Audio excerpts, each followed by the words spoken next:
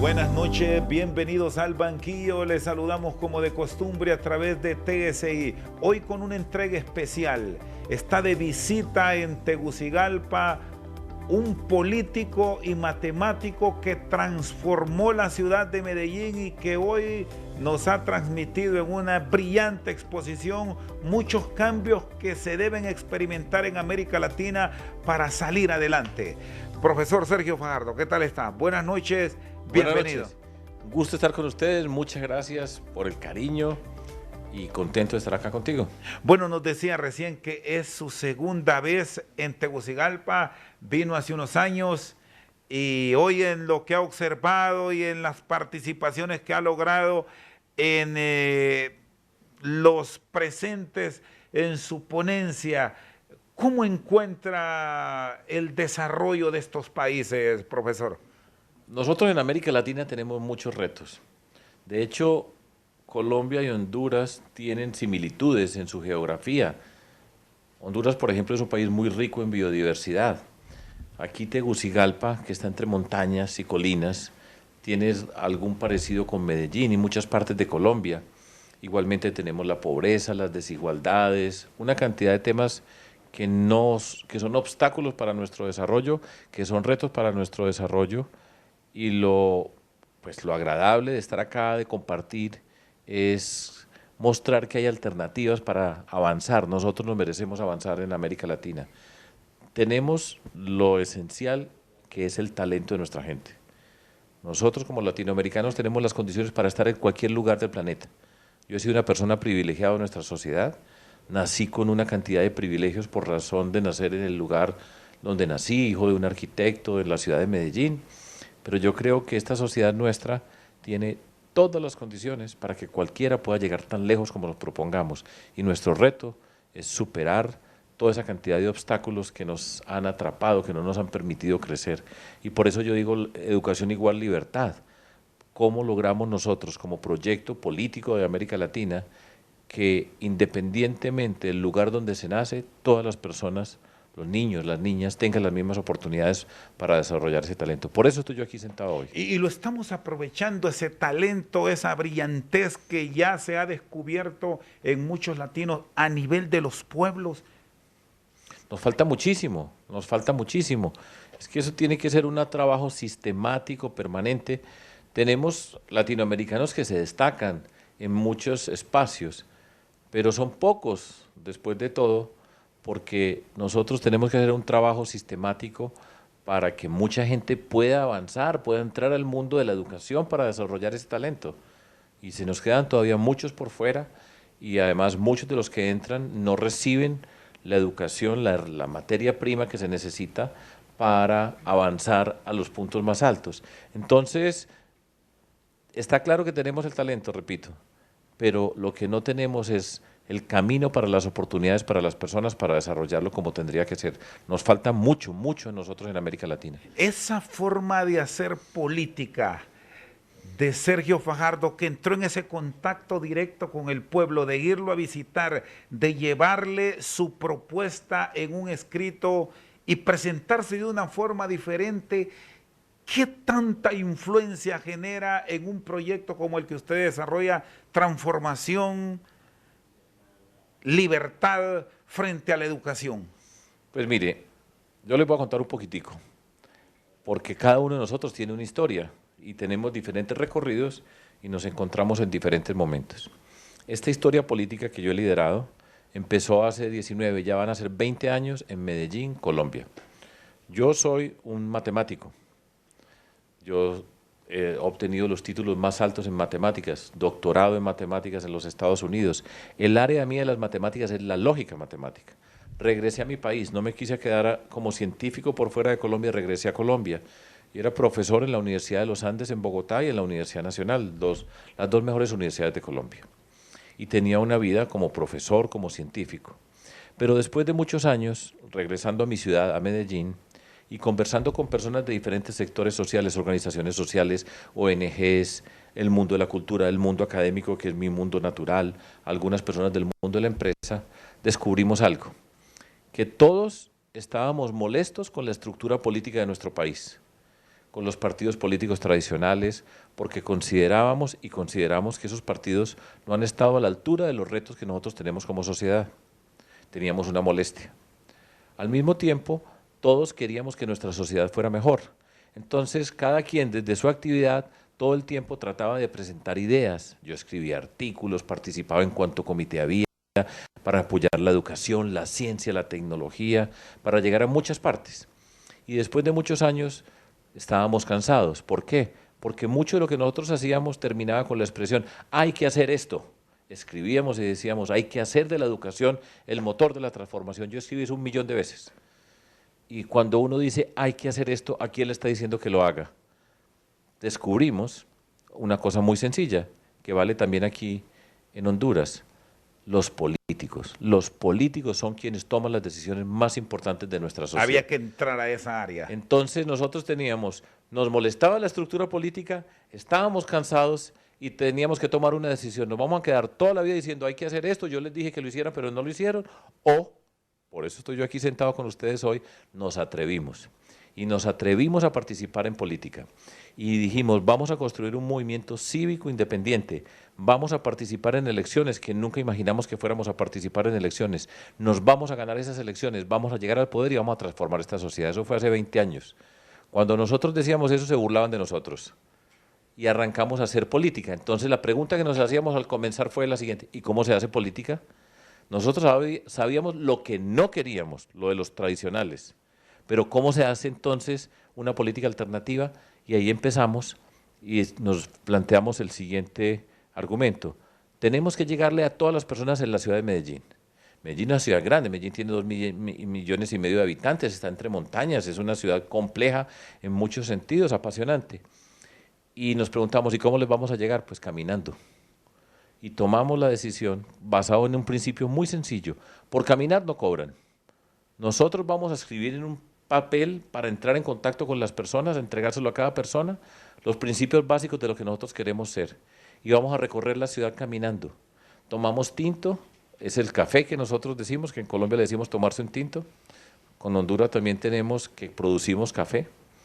Y tomamos agua. Y caminar vale nada. Y empezamos a recorrer la ciudad por todas partes. Y en momentos difíciles, porque recordemos que Medellín estaba en rojo con violencia en esos años. Claro que sí. Estoy hablando del año 2000 que empezamos nosotros. Hoy cualquiera puede ir y reparten volantes por todas partes y caminan. Pero cuando nosotros empezamos, llegamos a recorrer los sitios más complejos con personas de la comunidad, de esas organizaciones sociales que durante tanto tiempo estaban agobiadas por la violencia, que no tenían una voz, y nosotros empezamos a darle voz a los que no tenían voz. Hicimos algo maravilloso, yo me siento muy orgulloso, por supuesto, y fue que conectamos diferentes sectores de la sociedad para encontrarnos. Habitualmente unos sectores no se conversan, no hay ningún tipo de relación, y lo que nosotros hicimos fue precisamente darle voz y conectar, y creamos un espacio político distinto, y nos enfrentamos a las maquinarias más poderosas a pie, sin comprar un voto, sin ofrecer un puesto, un contrato y sin decir mentiras. Pero lo hicimos trabajando y caminando. Yo no sé cuántas calles, yo he recorrido Medellín de lado a lado. Es una especie de contrato social, ¿lo podemos entender de esa forma? Sí, señor, y es una forma distinta de la política, porque usted ve a los políticos reuniendo a la gente, ofreciéndole cosas, diciendo cualquier cosa, y nosotros a pie, uno por uno, trabajando con las personas, viendo la comunidad, sintiendo la ciudad, los olores, los sonidos de la ciudad, los rostros de las personas.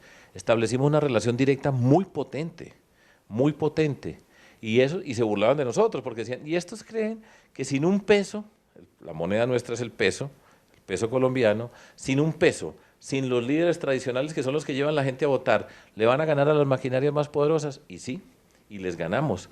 Hicimos una ruptura, enfrentando la corrupción, porque desde esta forma ya estamos derrotando la corrupción, porque de la forma como se llega al poder así se gobiernan. Los que pagan por un voto hoy van a robar después, de eso no tenga la menor duda. Y nosotros lo hicimos y establecimos una relación. ¿Y esto sigue siendo común en las sociedades latinas, profesor Fajardo? La corrupción y pagar por los votos. ¿Y esta forma de hacer política? La que nosotros es alternativa. Ustedes rompieron un tradicionalismo. Porque hay algo que es importante entender y es parte de las discusiones. Y como les digo, nuestro movimiento que se llama Compromiso Ciudadano, estoy hablando desde hace 20 años, nos atrevimos y cambiamos la política. porque con la forma como se hace la política, con ese clientelismo, todos esos que negocian para llegar después al poder y repartírselo, ahí llega la corrupción. Y nosotros llegamos libres, porque nosotros no negociamos con nadie, un contrato ciudadano con la ciudadanía en las calles, mirando a los ojos, aprender a dar la mano, aprender a mirar a los ojos a las personas, a construir confianza directamente. Ahora requiere un esfuerzo. Cambiamos la política. Si no cambiamos la política, esto no cambia. Usted es un hombre de números y al tener ese contacto y esa relación directa, ¿qué descubrió? 2004, 2007, ya es el alcalde de Medellín, una ciudad que, reiteramos, tenía de los más altos índices de violencia del mundo. Sí. Ese contacto permite un cambio, un relevo en la nueva forma de vivir de los ciudadanos de Medellín. ¿Cuál fue el punto clave por el cual comenzó a esa transformación? ¿Y qué siente hoy Sergio Fajardo de ver que todos esos proyectos ahora son vistos como réplicas en diferentes ciudades del mundo? Sí, yo siento muchas cosas, pero tengo además muy claro cuál es el primer paso. El primer paso es cambie la política, construya confianza con la ciudadanía. Cuando uno logra construir confianza, tiene la materia prima para hacer las transformaciones. Cuando creen en ustedes, si en este programa creen, la gente lo va a ver, la gente lo va a mirar y se va transformando. Pues nosotros creamos confianza y cuando llegamos a gobernar, gobernamos con transparencia. Entonces no es lo de los políticos, cuando la ciudadanía por lo general en América Latina, en todo el mundo dicen, todos son ladrones, esos son todos iguales. Muy poquitas personas quieren que su hijo sea un político, porque da vergüenza. Y nosotros dignificamos la política y lo público y gobernamos de manera transparente. Y ya habíamos ido por todos los lados de la ciudad. Nosotros conocíamos la ciudad. No estábamos hablando en abstracto. Conocíamos ese territorio y sabíamos a qué veníamos. Sabíamos que teníamos que conectar la ciudad. Porque cuando hay miedo, las ciudades se fragmentan. Cuando lleva mucho tiempo una sociedad, y aquí ustedes saben también de miedo porque tenemos muchas similitudes. Por fortuna, no tanto como Medellín. En Medellín en un momento, y esto no es para estar orgulloso, es doloroso, tuvo 390 homicidios por cada 100.000 habitantes, la ciudad más violenta del planeta Tierra, a comienzos de los 90, en mi ciudad, en Medellín, en Antioquia, en Colombia. Pero esas ciudades van fragmentándose, se destruye el tejido social, la gente tiene miedo de salir a las calles, cada quien se va encerrando y la muerte hace parte de la vida de las personas. Y eso no puede ser. Entonces nosotros empezamos a sanar, a curar esas heridas, a encontrarnos. Nosotros sabíamos que nos teníamos que encontrar para vencer el miedo y para volver a construir. Y teníamos que encontrarnos en los sitios donde estaba la violencia, donde estaba la destrucción, los sitios más pobres de la ciudad. Y en esos sitios nosotros sabemos tenemos que llegar a hacer unas intervenciones sociales profundas. Y una parte que nos permite a nosotros llegar a esos espacios es construir los nuevos sitios para encontrarnos. Yo soy obsesivo con esa expresión, conectar. Nuestras sociedades son fragmentadas y nos tenemos que juntar. Y entonces construimos los espacios sobre las zonas periféricas, espacios para encontrarnos. ¿Pero qué espacios? Los colegios, centro de cultura, centro de la ciencia, emprendimiento. ¿Y esos espacios qué son? Para desarrollar las capacidades de la gente. Ahí es donde está esa educación que nosotros hablamos. No es solamente la educación en el colegio, la educación escolar, sino en todos los espacios que nos podemos transformar. Entonces aparecen y nos decimos, y lo más bello para los más humildes, es un hecho político, cuando nosotros vamos a construir los espacios más hermosos de la ciudad de Medellín, en los sitios donde no iba un alma, porque tenían miedo, y allá los construimos nosotros para encontrarnos, y se convierte en un símbolo de la dignidad, de que cualquier comunidad tiene la misma capacidad. Y toda intervención es un proyecto de transformación social, porque participa la comunidad, porque están participando los vecinos del lugar para ser protagonistas de su desarrollo, y lo hacemos sin robarnos un peso, y la gente cree, y empieza a ver cómo se va transformando la vida de las personas. Eso es tremendo, y vivirlo cada segundo como lo vivimos nosotros es muy emocionante. Eso ya pasó hace 12 años, y ya ha habido otros 3 alcaldes, 3 periodos de alcaldes, y la ciudad más o menos ha seguido sobre ese mundo que nosotros hicimos. Nosotros le cambiamos el rumbo a la ciudad de Medellín, cambiamos la política para bien, le dignificamos la política y hemos avanzado. Todavía queda mucho por avanzar, porque el fenómeno del narcotráfico y la violencia que nosotros hemos tenido, todo eso es complejo y todavía falta, pero nosotros cambiamos el rumbo de la historia de la ciudad. Está con nosotros esta noche al banquillo el exalcalde de Medellín, Colombia, Sergio Fajardo. Una pausa, en breve continuamos. En ese barrio más pobre, allá en el barrio más pobre hacemos la escuela más hermosa que tiene la ciudad. Eso, hay gente que dice, no, pues eso es cemento. Le digo, no es cemento, no, eso se llama dignidad, porque el cuento de que porque es pobre hágale cualquier cosa, que cualquier cosa es ganancia, no, tiene que ser el sitio más lindo, pero no es cualquier mensaje, porque le estamos diciendo en la escuela, en la educación, que es lo que queremos nosotros para cualquiera, para que pueda tener la capacidad para avanzar.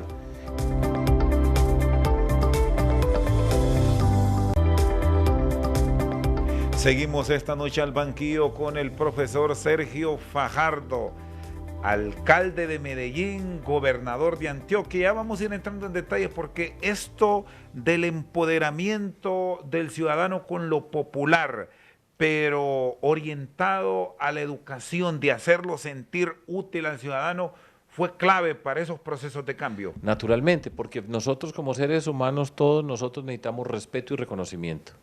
Nada más potente que cuando nosotros como personas, como comunidades, nos sentimos protagonistas de nuestra vida. Cuando nosotros sentimos y participamos en nuestra transformación. Eso es muy importante. Y toda persona que pasa por un proceso educativo, precisamente lo que va ocurriendo es que se va transformando y se va convirtiendo en alguien libre. Para eso es que nos educamos nosotros, para desarrollar nuestras capacidades, para poder escoger un camino, para poder ser ciudadanos, para podernos dar un sentido en nuestras vidas. Por eso aplica para las personas, para las comunidades y para la sociedad en general. Siempre nosotros miramos los temas desde esa perspectiva, individuos, comunidades y sociedad en general. Y todo proyecto incorpora las tres condiciones. No es que vayan y trabajan con los pobres por allá, no. Nosotros trabajamos en las comunidades donde están las mayores dificultades, muchos jóvenes vulnerables, estoy hablando de sociedades que han tenido la violencia como nosotros hemos tenido, y la violencia es de jóvenes que entran al mundo de la violencia, y son jóvenes que se quedaron por fuera del mundo de la educación. Trabajamos con esos jóvenes, trabajamos con sus familias, trabajamos con la comunidad donde ellos viven, y al mismo tiempo en la sociedad que nosotros vivimos también trabajamos. O sea, nosotros estamos integrando toda la cadena, repito, personas, comunidades y sociedad en general. Y eso es necesario, porque insisto en lo que acabo de decir, no es que vaya a gobernar y arregle un problema con unos pobres, no, es que esto no es de unos pobres, es integrarlo. De todos nosotros, claro. Ahora, profesor Fajardo, el hecho de la continuidad, ¿qué tanto respalda las iniciativas que en un principio usted planteó en estos proyectos de transformación? Porque las sociedades latinas, y pasa en Honduras y pasa en Colombia, por aquello de que usted pertenecía a un partido político, cuando yo llego le quito todo lo que hace. ¿Cómo lograr el compromiso de que lo bueno, independientemente de quién llegue al poder, habrá que seguirlo? Ese es otro reto que tenemos nosotros, y es cierto lo que estás diciendo. Cuando termina un gobernante, el que sigue quiere borrar todo lo que hizo el anterior. Y de esa manera, por supuesto, el progreso para nosotros es lento. Y polariza. Entonces es una confrontación permanente en lugar de poder trabajar juntos. Ahora, nosotros llegamos con una ruptura total con los que estaban antes. Eran una expresión de la corrupción. O sea, nosotros íbamos a enfrentar, pero nuestro enfrentamiento era a mostrar que se podía hacer de otra manera. No a destruir, sino a avanzar nosotros y mostrar nuestro camino. Medellín, después de que yo fui alcalde, un compañero nuestro siguió de alcalde, y después ha habido dos alcaldes que básicamente han seguido las líneas que nosotros trazamos, así fueran de otros partidos, con alguna cercanía con respecto a lo que nosotros significábamos políticamente. Entonces Medellín ya lleva 4 gobiernos con un margen que han seguido ciertos parámetros básicos. Ahora, yo creo que Medellín tiene que dar un nuevo salto, porque fíjese usted, nosotros vamos a resolver el problema, intervenimos y cambiamos las condiciones. Entonces no siempre será la misma solución, porque cuando usted tiene éxito, todo el mundo quiere hacer lo mismo. Y lo que tiene que tener éxito significa que está cambiando. Entonces no puede hacer lo mismo, sino tiene que ir cambiando para entender las nuevas condiciones. ¿Sí me entiende lo que estoy diciendo? Esa es la labor de nosotros los líderes. Y eso es uno de los retos que tiene Medellín, encontrar nuevas respuestas a problemas que son diferentes a los que teníamos nosotros hace 15 años. Yo ahora, si fuera a ser alcalde de Medellín, no haría los parques bibliotecas, eso ya los hicimos. Ya la gente ni se va a acordar de quién hizo eso, porque hace parte de la vida. Entonces uno tiene que ir siempre un paso adelante, entendiendo el mundo, transformando, y eso es apasionante. Ahora, en la gobernación de Antioquia vino ¿Cómo fue ese cambio? Porque es diferente ir de una gran urbe como Medellín a ir a tocar lo rural, la aldea, es una mezcla tierra adentro. muy interesante, muy apasionante. Cuando terminamos, a mí me decían que por qué no me volvía a presentar de alcalde. En Colombia no hay reelección inmediata, tiene que esperar 4 años para eventualmente volver a alcalde o a gobernador, ya no se puede para presidente. Pero yo dije, pues yo quiero avanzar y conocer otros contextos. Ya en Medellín trabajamos fuertemente, un compañero vino y trabajó, y entonces Antioquia, pues Antioquia, con la excepción de Nicaragua y Guatemala tal vez, tiene más habitantes que Panamá, que Costa Rica, que El Salvador, y en área, Antioquia tiene 6,5 millones de habitantes. Tiene Es costa casi gobernar pacífica, un país de la sí, región. claro, tiene selva, tiene montañas, tiene todas las condiciones. Y es un territorio también desigual por todo nuestro territorio. Entonces es muy apasionante pasar de una ciudad como Medellín a un departamento de Antioquia que tiene Medellín como capital y 125 municipios en condiciones muy diversas. Antioquia es una especie de Colombia más pequeña. Y entender el mundo rural, entender el sentido de las comunidades a través de todo ese territorio, trabajar para articularse con los alcaldes, trabajar de manera transparente. Yo siempre soy obsesivo con la palabra transparente. Yo creo que lo que nos han hecho nosotros los corruptos en América Latina no tiene perdón, porque cada que un corrupto se roba un peso, se lo está robando a los niñitos más pobres de nuestras sociedades, se está robando las oportunidades de los pobres, de los más humildes, está robando la educación. Y lo que nos han robado no tiene perdón. Por eso, muchas de las cosas que nosotros hicimos, a veces me dicen a mí, ¿y ustedes cómo hicieron esto? ¿Dónde sacaron la plata? Es que no nos robamos nada. Que cuando nos roban aquí se podrían haber hecho muchas cosas. Y hay una cantidad de gente riquísima porque se robó los recursos de las personas con las mayores necesidades. Eso es una injusticia muy grande. Y si usted le mezcla, como hemos tenido nosotros, y aquí como se ha tenido en algunos momentos, la violencia y la corrupción, ¿quién paga la cuenta? Pues los más humildes, las oportunidades de los más humildes. Entonces, trabajar con esos municipios, llegar con la esperanza. Mi expresión siempre, nosotros vamos a construir la esperanza, que cada persona en cualquier lugar sienta la dignidad de ser persona, que cada quien pueda observar que tiene un camino para hacer, para recorrer, y por supuesto en cada paso aparece la educación. Porque la educación es esa materia prima, ese equipaje que tenemos que cargar nosotros para poder llegar a donde nosotros pretendemos llegar. Y percibe que estos conceptos sí se están aplicando en los países de la región, que sí estamos encontrando, ahora si revisamos América Latina con procesos electorales de 4 y 5 años, estas aspiraciones que usted en su momento puso en práctica en Antioquia. Pues en diferentes partes. En Colombia, por ejemplo, en algunos lugares hay analogías. Ahora, en cada lugar hay que encontrar la respuesta, porque esto no es una receta genérica. Nosotros empezamos en Medellín, pero las condiciones de Medellín son únicas. Medellín es muy diferente a Bogotá.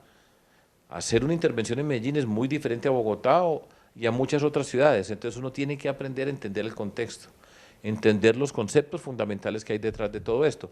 No es como algunas personas piensan, voy a hacer estos edificios que ellos hicieron aquí y se resuelve el problema. No, es que el problema tiene otras raíces, la política, la forma como participa la comunidad, y el edificio es parte de una transformación política. Esto no es un proyecto arquitectónico, esto no es un proyecto de arquitectos, esto es un proyecto político donde la arquitectura juega un papel potente en un momento determinado. Porque en ese barrio más pobre, allá en el barrio más pobre hacemos la escuela más hermosa que tiene la ciudad. Eso, hay gente que dice, no, pues eso es cemento. Le dije, no, cemento no, eso se llama dignidad, porque el cuento de que porque es pobre hágale cualquier cosa, que cualquier cosa es ganancia, no, tiene que ser el sitio más lindo, pero no es cualquier mensaje, porque le estamos diciendo en la escuela, en la educación, que es lo que queremos nosotros para cualquiera, para que pueda tener la capacidad para avanzar, y para que la maestra que llegue a enseñar allá llegue al mejor sitio, y eso es una obligación de nuestra sociedad. Como les digo, yo nací privilegiado, en el sentido que por haber nacido donde nací, ninguno de nosotros escoge dónde nace, yo ya tenía todas las oportunidades. ¿Qué tan fundamental es rodearse de personas capaces que lo orienten y tengan la valentía de decirle, vaya en su caso, un docente por años, un hombre con muchos privilegios educado en Estados Unidos, que le diga, no, está cometiendo un error? es mejor plantearlo de esta manera y que lo acepte, porque muchos de los políticos de nosotros lastimosamente se creen dueños de la verdad absoluta y no aceptan recomendación de un humilde que puede ayudar en ese concepto suyo: educación, libertad, educación y transformación. Es cierto, el poder tiene una buena dosis de arrogancia y de estupidez. Yo soy consciente de lo que significa gobernar. Y fíjese que el caso mío es distinto, porque soy un matemático. Yo no soy un médico, no soy un economista, no soy un ingeniero, no soy un arquitecto. Yo no hago parte, mi formación no es de la formación de ninguna de las, en principio, disciplinas que hacen parte de la gestión pública. Pero las matemáticas me permiten a mí entender los problemas, ser capaz de entender las diferentes disciplinas y construir soluciones. Mucha lógica. Claro. La lógica matemática es lo mío, entonces yo puedo entenderme con muchos, organizar los equipos, trazar la ruta, ser capaz de estar siguiendo, viendo cómo trabaja cada uno y articular los equipos. Y tener alrededor personas que sean inteligentes y capaces y no sentirse, porque mucha gente tiene esa mentalidad, yo puedo tener una persona más inteligente que yo al lado, eso no es problema. Ser capaz de escuchar a otros. Eso sí, el que va a hablar tiene que hablar con mucha fuerza. Fuerza en el sentido del rigor y seriedad de lo que está diciendo. Yo vengo del mundo académico, vengo del mundo de las matemáticas, que es exigente. En matemáticas usted no puede dar opiniones, usted da demostraciones. No es que me parece esto, le dices, no, a mí no, en matemáticas no sirve me parece, sino así, mire la demostración, aquí está. Entonces eso lo hace a uno más templado.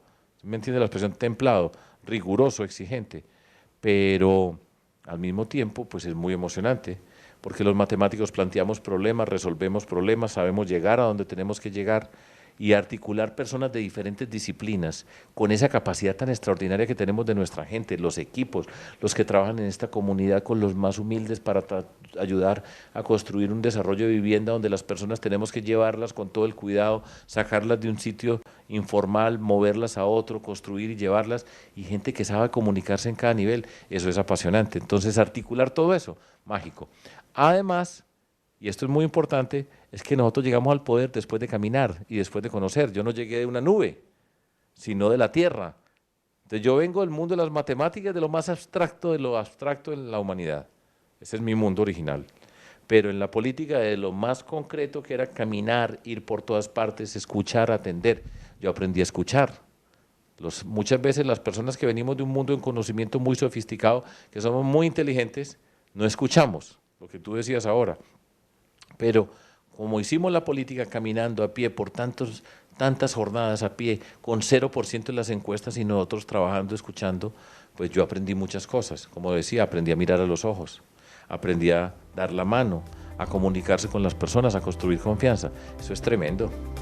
Está con nosotros esta noche al banquillo el exalcalde de Medellín, Sergio Fajardo. Una pausa, en breve continuamos. Esto no está determinado por un límite geográfico en una ciudad, eso tiene nexos con otras partes, los carteles grandes que están interesados en todo esto. Además es una criminalidad que se multiplica, porque usted tiene la venta de drogas, pero al mismo tiempo tiene la extorsión, tiene el cobro de vacunas, decimos nosotros, y empieza a generarse una sociedad que está atrapada por unos que la controlan y que sacan todas esas rentas.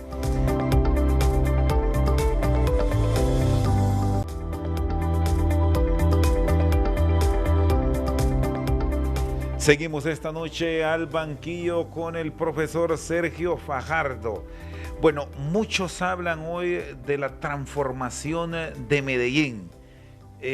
Son ciudades, vamos a ponerlas similares en el tema de la seguridad, Tegucigalpa y Medellín. ¿Cómo llevó esos procesos para hacer ver una ciudad hoy de la cual el mundo habla? Que Medellín se ha convertido en un gran centro de negocios para América del Sur y como un punto de encuentro entre las Américas. Pues es cierto, y es un orgullo para nosotros. Ahora es un trabajo de años. Como les decía, al comienzo de los años 90 Medellín tenía 390 homicidios por cada 100.000 habitantes. Eso era la muerte por la ciudad caminando. Es dramático. Hoy Medellín tiene 20 homicidios por cada 100.000 habitantes, alrededor de 20 homicidios. Honduras casi llegó a 100, Honduras como país, Bueno, en algunos momentos se superó y hoy ha bajado bueno. sustancialmente. Ahora, esto tiene una mezcla de factores, pero fundamentalmente uno lo puede mirar desde la siguiente perspectiva. Una vez que está alguien en el mundo de la criminalidad, ¿cómo actúa todo el aparato de justicia y de seguridad para enfrentar a las personas que están en el mundo de la criminalidad? En Colombia, después de tantos enfrentamientos con el narcotráfico que puso, pues que afectó el Estado colombiano y que enfrentó al Estado colombiano desde al comienzo del llamado Cartel de Medellín, al día de hoy hemos avanzado enormemente. Nos falta mucho, nosotros nos quejamos adentro de Colombia, pero si uno mira un poco desde fuera, dice, hemos mejorado tremendamente, pero eso no le sirve al habitante que está hoy allá, que tiene inseguridad, que le diga, es que antes era peor. Le dije, pero es que uno no se alivia si le dicen que antes era peor, porque cada día tiene que ser mejor, eso es lo normal con la ciudadanía. Pero mirando desde fuera hemos mejorado, con una policía que es mucho mejor, todavía nos falta. Un tema que ha sido peligroso para Colombia en los últimos tiempos es la corrupción, porque la corrupción tiene que ver con la corrupción del sistema de justicia. Y entonces cuando la ciudadanía empieza a desconfiar de todas las instituciones, no es un ambiente sano para la intervención que tiene que haber para enfrentar la criminalidad con el aparato de justicia, con el aparato de seguridad que se tiene que hacer. Pero el punto fundamental, y eso se convierte en algo visible, entonces hay cámaras de seguridad, hay que utilizar la inteligencia, articular un montón de acciones para enfrentar los criminales que están en la calle y que nos producen miedo y destruyen.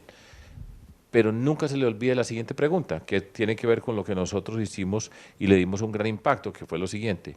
Por cada uno que usted captura allá adentro, ¿cuántos están entrando hoy que lo van a reemplazar? Entonces usted oye los nombres. En Colombia llevamos desde 1980 oyendo los nombres de unas personas, alias tal, alias con nombres, que son los criminales conocidos. Y no se han acabado los nombres. Y cada día aparece un alias nuevo. Porque cuando usted captura uno, entran tres que eventualmente lo pueden reemplazar. Entonces nosotros tenemos que pensar cómo hacemos para que no entren. Ese es un punto fundamental. Una cosa es estar aquí, capturar, lograr hechos exitosos contra la criminalidad, pero el punto es que no sigan entrando. Y tenemos que mirarnos, entonces pararse como a la puerta de entrada al mundo de la criminalidad y ver que no entren las personas. ¿Y quiénes entran? Nosotros tenemos que saber quiénes entran. En Tegucigalpa se tiene que saber en cada rincón de Tegucigalpa cuáles son las condiciones sociales, en particular cuáles son las condiciones sociales de los jóvenes.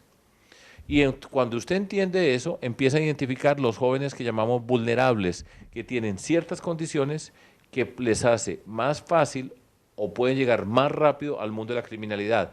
Y sobre esas condiciones tiene que empezar a trabajar. Embarazo adolescente, violencia en el contexto de la familia, por ejemplo, consumo de sustancias psicoactivas, trabajo joven, deserción escolar. Y usted tiene que empezar a trabajar sobre todos esos elementos para prevenir a que vayan entrando. Y a los que están en esa condición les tiene que dar un tratamiento distinto a los que están en la escuela normalmente. Todo joven tiene que estar en una escuela, en cualquier lugar del planeta. Entonces nosotros llamamos a ese programa Prevenir es Mejor. Entornos protectores, tiene que mirar las familias. Esto requiere esfuerzo, necesitamos personas especializadas. Es decir, integrar un equipo Claro, tiene que ser multidisciplinario. integrado porque si no, no va a funcionar. No es saque jóvenes, métalos a estudiar, todos tienen que ir a estudiar, eso es seguro, pero usted tiene que mirar todos estos factores y después tiene que mirar y en qué comunidad vive, cuáles son las condiciones de la comunidad, no solamente los jóvenes que están en la esquina, sino qué pasa en la comunidad, cómo puede intervenir en la comunidad para que el entorno de la comunidad sea propicio para una convivencia sana y después piense en toda la sociedad. Eso yo lo dije al comienzo y lo vuelvo y lo repito, esto no es que vaya y atiende usted a los jóvenes que están vulnerables, que están a punto de entrar a la criminalidad para que no entren, sino que tiene que mirar cada una de las componentes, integral. Toda Tegucigalpa, todo Honduras tiene que ser consciente de que estamos luchando contra la violencia, que estamos construyendo una cultura de la convivencia, de la legalidad.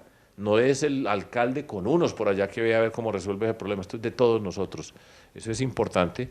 Y entonces usted articula el combate adentro de los que entraron, en ese mundo de la criminalidad, con la fiscalía, la justicia, la policía, toda esa estructura de represión del Estado, pero al mismo tiempo con toda la estructura de prevención del Estado.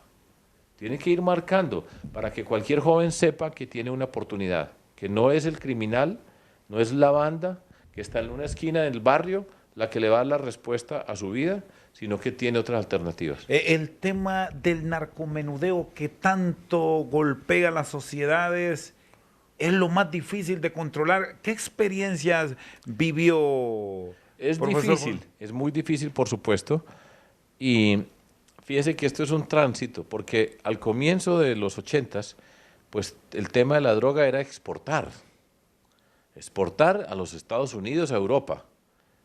Después ese negocio ha cambiado, y cuando había unas rutas que, lo pongo en orden, por ejemplo la coca, que es el producto, pues que es el que hace la ruptura de todo este mundo del narcotráfico, pues es natural de Perú y de Bolivia, por las comunidades indígenas. Unas personas de Colombia descubren que ese producto lo pueden vender en los Estados Unidos de manera ilegal y genera unas ganancias exorbitantes. Entonces empiezan a hacerlo. Después dicen, ¿y por qué la vamos a cultivar en Bolivia y Perú? ¿Por qué no la cultivamos en Colombia? Y la empiezan a cultivar en Colombia. Nosotros, desafortunadamente, en nuestro territorio se da perfecto, así no fuera natural de allá, y empiezan a producir ahí, y empiezan a mandar a los Estados Unidos y se ingenian una cantidad de métodos. Esta última etapa pasa por México y por Centroamérica, y mucha de esa droga pasa por acá. Entonces, eso, el negocio, entre comillas, ha cambiado, y al mismo tiempo se descubre que la venta de drogas en nuestras comunidades también es negocio. Entonces hay unos grandes carteles que son los de la exportación del producto grande, pero al mismo tiempo pequeños grupos que tienen el negocio del narcomenudeo, ¿sí? Que es un negocio que se tiene que enfrentar con herramientas de inteligencia. El problema de todo esto es que eso ya no son uno de una esquina, sino que hay unas conexiones muy grandes. Esto es un crimen globalizado.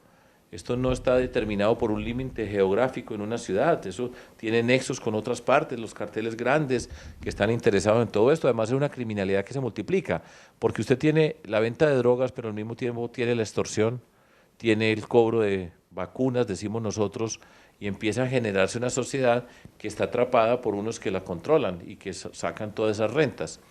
Eso requiere una coordinación de inteligencia. Siempre busque la plata. ¿A dónde va la plata que se está haciendo ahí? Identificar esas redes. Todo eso es un proceso complicado que requiere articular, no solamente la alcaldía y en ese lugar, sino con el gobierno nacional y ser capaces de tener acciones conjuntas. Y es difícil, y la corrupción aparece en tantas partes, porque con todo ese dinero van comprando gente en el camino que impiden que se llegue. Es decir, combate con inteligencia. Una buena parte es con inteligencia, una buena parte sin duda, porque esto ya no es un... No es con la gran inversión económica. Hay la prevención, nunca se le olvide la prevención, conmigo siempre hay una parte de prevención. La otra parte es, por supuesto que se necesitan ciertas herramientas, pero esas herramientas sirven si están coordinadas con inteligencia especial en estos tiempos. Esto ya no es que son unos ladrones de barrio que se pararon en una esquina y empezaron a robar. Esto se articula con un crimen con muchas ramas en muchas partes. No es sencillo, es muy complicado y requiere una acción conjunta de muchas fuerzas. Está con nosotros esta noche al banquillo el exalcalde de Medellín, Sergio Fajardo. Una pausa, en breve continuamos.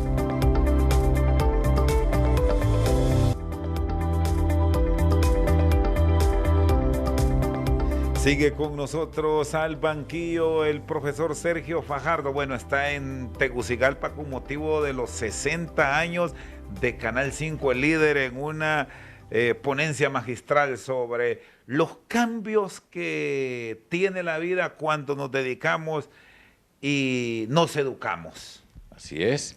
Y entendiendo educación más allá del ámbito escolar. Estoy hablando de educación en general, es la transformación de las personas, de las comunidades y la sociedad alrededor de su capacidad. Nosotros hacemos una política en la cual explicamos lo siguiente: nosotros sacamos lo mejor de la gente, sacamos lo mejor de las comunidades, de la sociedad. Nosotros no somos una política de la rabia, de la polarización. Nosotros somos una política de la esperanza. Para hacer daño es muy fácil, para agredir a otra persona es facilísimo, para decirle una mentira a cualquiera eso es muy fácil, pero sacarlo mejor, avanzar, construir, pues es nuestra identidad y está asociada con el tema de la educación en términos generales. Y hablando de política pero vernácula, ¿qué tanto afectó en su momento a Sergio Fajardo haber aspirado en un momento de tanta división de Colombia, derecha, derecha e izquierda, izquierda? Usted es un hombre centro, listo para la lucha próxima. Estamos listos, vamos para el 2022. Yo no... ¿Va a aspirar? Sí, sí, sí. Y recuerdo que yo entré a la política a los 43 años, es que yo no crecí en este mundo. Yo soy un profesor de matemáticas, un científico, la relación nuestra con el mundo es distinta. La formación no es la del poder. El poder de los científicos está asociado con la capacidad de entender y dar respuestas. Y yo entré a este mundo, hablo en primera persona, me encuentro con otras personas y hemos construido una política diferente. Entonces nosotros sabemos de disciplina, de perseverar, de no desfallecer ante los obstáculos. El científico es obstinado, tenemos un proyecto de vida y en el fondo eso es lo mismo con la política. Entonces vamos bien, ya de cero. Hace 20 años la primera encuesta que salió en nombre mío, 0%. Lo más fácil era salirse, retirarse y devolverse para la casa. Y no nos devolvimos para la casa y aquí estamos y ya casi en la presidencia. Y ese es el reto político. Ahora estamos en unas condiciones especiales y yo creo que ya este es el momento. Ya hemos ganado para la alcaldía de Medellín, para la gobernación de Antioquia, casi la presidencia, 2010, 2018, y ya vamos. Y nosotros sabemos perseverar, trabajar, eso sí, manteniéndonos con los principios, rompiendo con esa polarización. La polarización lleva a la rabia, al resentimiento, al miedo, y Colombia no necesita eso. Y el populismo, que es la mentira permanente, ¿sí? Decir en una frase, resolverle los problemas a todo el mundo, en una frase uno sabiendo que es mentiras. Entonces, nosotros somos otra alternativa, quedamos de terceros la vez pasada, el año pasado, nos faltó un poquito, y bien, o sea, nosotros sabemos avanzar y construir. Yo no vengo del mundo de la amargura y del resentimiento, nosotros somos la esperanza, la capacidad de construir y transformar. Está repuesto totalmente ahí, listo. Listos. ¿Cómo manejaría la relación con Nicolás Maduro, con todo este conflicto que se ha armado, el tema de la migración de miles de venezolanos rumbo a Colombia? No miles, millones, es que lo que ha hecho el señor Maduro en Venezuela es una barbarie. Un país con esa riqueza. Venezuela es el país en el mundo que tiene las mayores reservas de petróleo, más que Saudi Arabia, que cualquiera del planeta es Venezuela, al lado de Colombia, nosotros con un poquito apenas. En la relación en Colombia y Venezuela, Venezuela ha sido los ricos, y no hay derecho que en una sociedad con toda esa riqueza esté saliendo la gente con hambre. Gente que pasa a Colombia porque tiene hambre, porque en su país, que tiene toda esa riqueza, lo han gobernado de una manera que han destruido todo un tejido social, no hay derecho. Y a Colombia, que no tiene los recursos, han llegado ya a cerca de 1,5 millones de venezolanos. Y Colombia, yo me siento orgulloso de eso, los ha recibido bien recibidos. Falta mucho camino por recorrer, hay necesidades, no es sencillo, pero Colombia pues tiene un enfrentamiento y es legítimo ese enfrentamiento con Maduro, porque es que está afectando la vida. Usted puede tener diferencias políticas y mirar el mundo desde perspectivas diferentes, eso está bien y es legítimo. A mí me parece bien, estamos en una democracia y que haya voces diferentes, pero lo que está pasando ya afecta a Colombia, además a toda América Latina, porque están llegando venezolanos por todas partes. No hay derecho a lo que están haciendo con su pueblo. Ahora, dentro de todo esto, ¿cómo hacemos que haya en Venezuela unas elecciones limpias? Porque esa es una dictadura del siglo XXI.